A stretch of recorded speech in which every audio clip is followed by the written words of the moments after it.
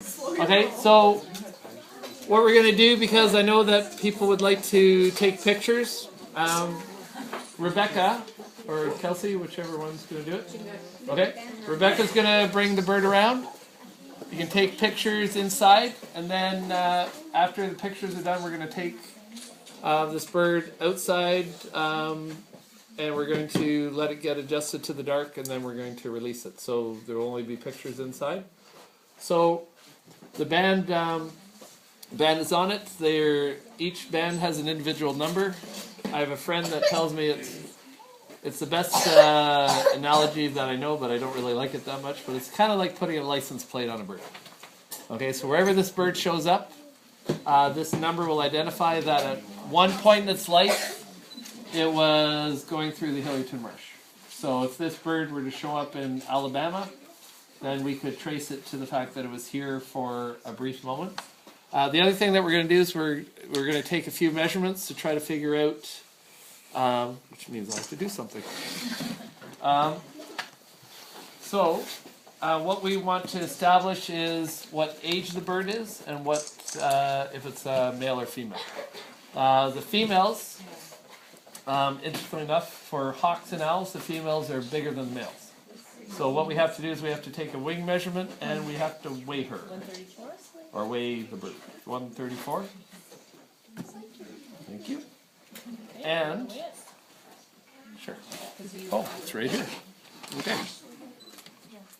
And what we've discovered over the years is that about 90% of the birds that we catch are females. So that could be a feature of the fact that we're using a call that would be a male call. I know it's kind of funny. Eh? This makes good radio. They can see. Okay, so that's 85. And so we have a chart here. So we compare the wing and the weight. So 134 and 85 is an unknown. So, what do we have? Okay.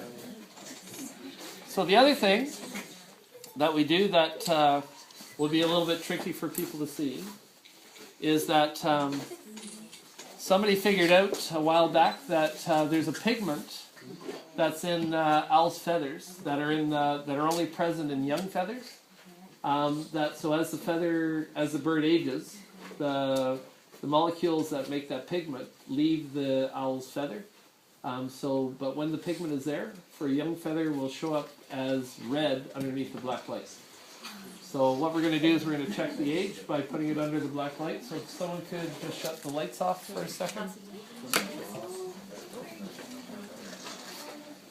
Okay, so if people can see this.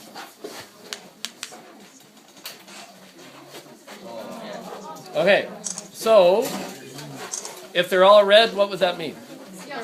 It's a young bird. Very good. So we refer to that as a hatching year bird because this is the year that it hatched. And that's it. There we go.